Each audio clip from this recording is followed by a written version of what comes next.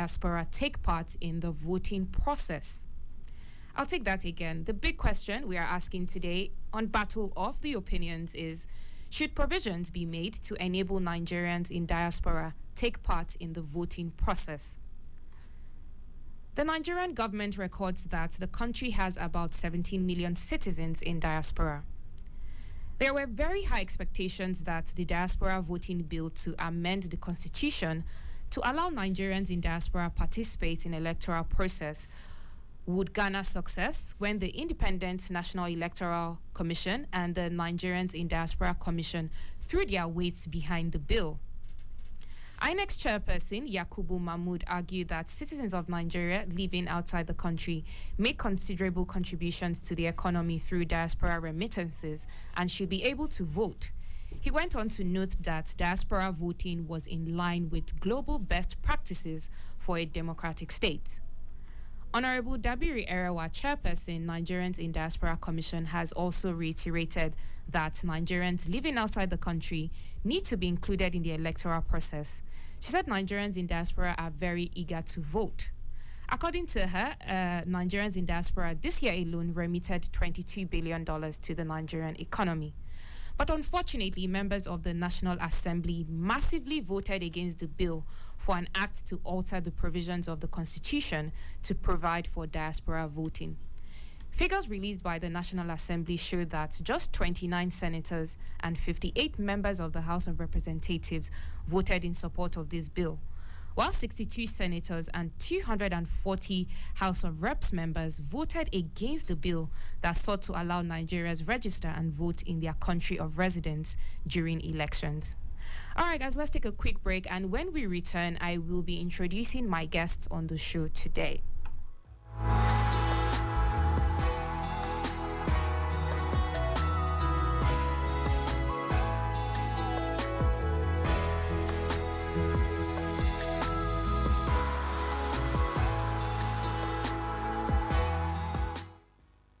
Welcome back. This is Citizen FM 93.7. I am Mina, and you're listening to Battle of Opinions, a show where we highlight conflicting views on topics affecting us as a people and as a nation. Today on Battle of Opinions, the big question we're asking is, should provisions be made to enable Nigerians in diaspora take part in the voting process? In the studio, I have with me Emmanuel and Kunle. Emmanuel F. Young is a government relations and public policy analyst, and Kunle Lawal is the executive director, Electoral College of Nigeria. All right, welcome to the show, guys. Thank you. Nice to be here. Okay, sorry, the mic wasn't on. Welcome. Thank you. Nice to be here. All right, okay. Hi, Kunle. Kunle, can you hear me? Hello? Hello? Hello. Okay. I can hear you. Just give me a quick second to adjust some technical difficulties. I think we'll take a quick break and we'll be right back while I sort that out.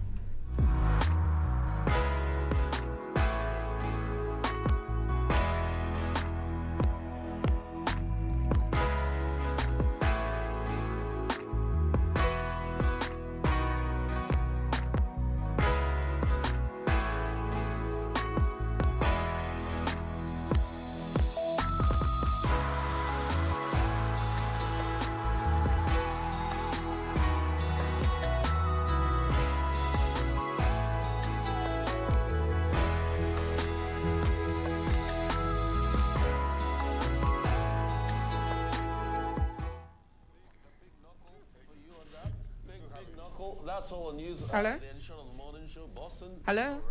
Kunle, can you hear me? It's not from my phone. Yeah. It is. And hello? Okay, that's fine. Kunle, do you have something playing in the background? I don't have anything playing in the background. I've told you it's not from me. All right, that's.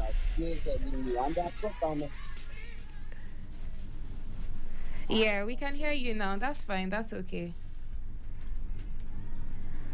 I'm hearing something else. Yes. Hello? Yes, can you hear me? Are you still hearing something? Yes. Okay, we'll try to sort that out and come back. Okay.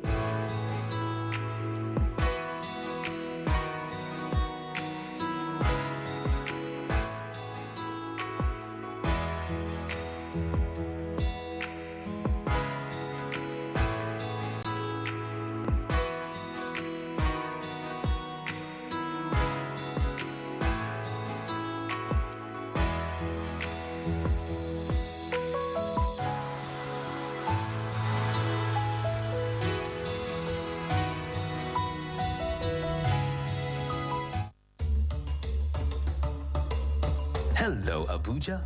You are listening to 93.7 Citizen FM, the latest radio station based in Nigeria's capital. Our station seeks to broadcast a broad mix of culture and views with priority given to development programming to enable residents share ideas and opinions, music and drama. At Citizen FM, we believe in progressive talk and solution-driven conversation. Our aim is to build a united Nigeria by bringing people of diverse culture together through communication. Enjoy listening to 93.7 Citizen FM. We are more than just a radio station. We are a part of your life.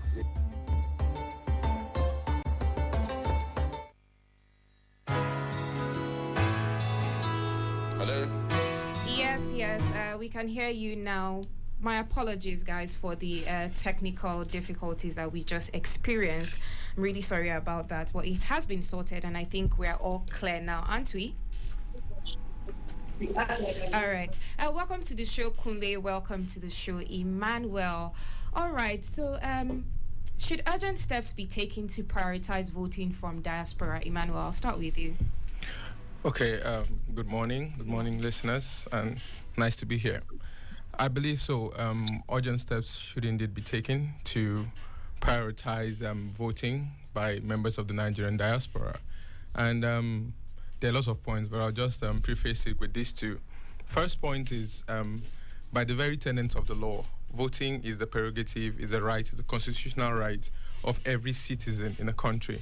And Nigerians in the diaspora are still citizens.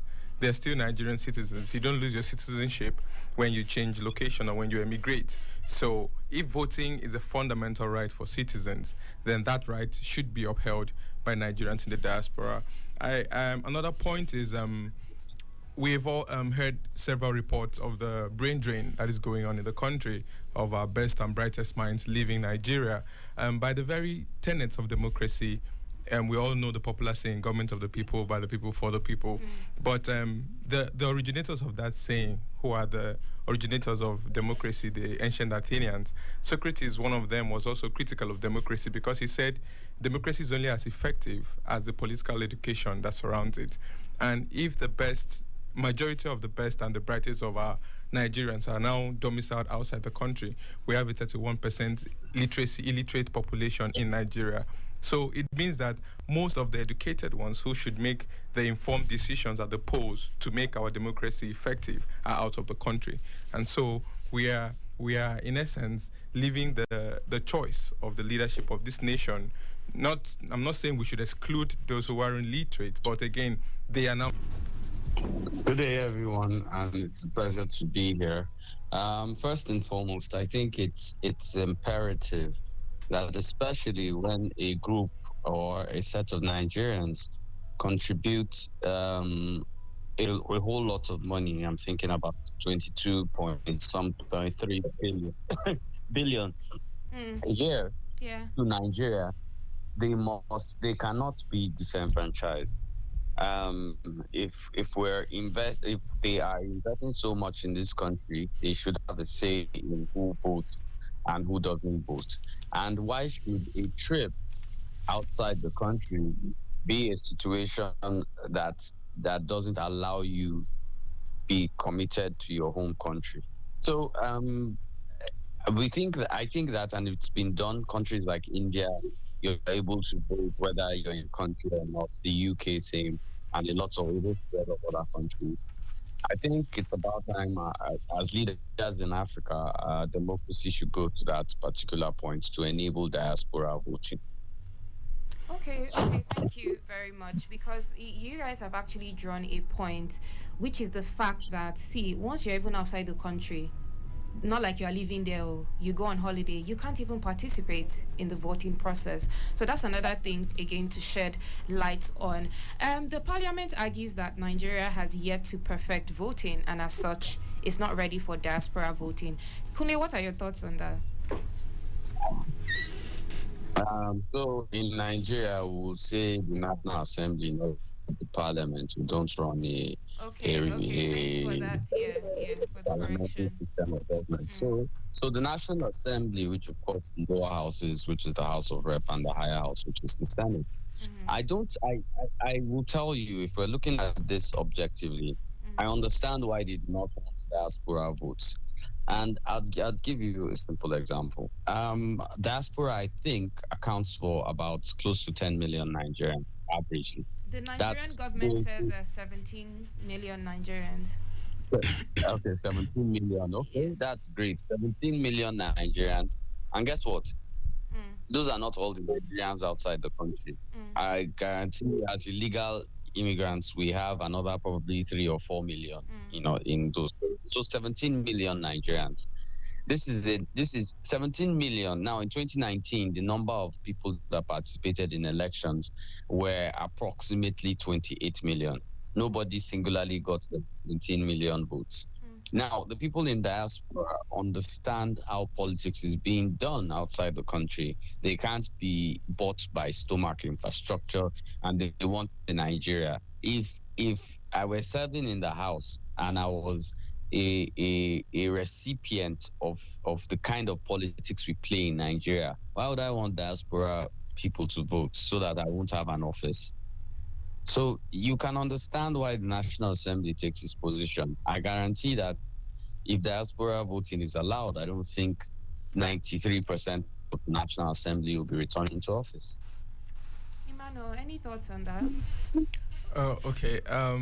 Interestingly, when Kunle started his remarks and said he understood why the National Assembly didn't approve, I thought he was going to speak to give credence to that decision, and I was going to point out that countries that are seemingly junior brothers to us, junior brothers in quotes, like Benin Republic, Togo, Angola. I mean, we are the biggest economy in Africa, and these countries have all introduced some form of diaspora engagement in the electoral process. Angola did so for the first time in its just concluded elections, and Kenya, whose elections have been wildly heralded by international observers, have a structure in place where Kenya is domiciled in at least 12 countries abroad could participate in the electoral process.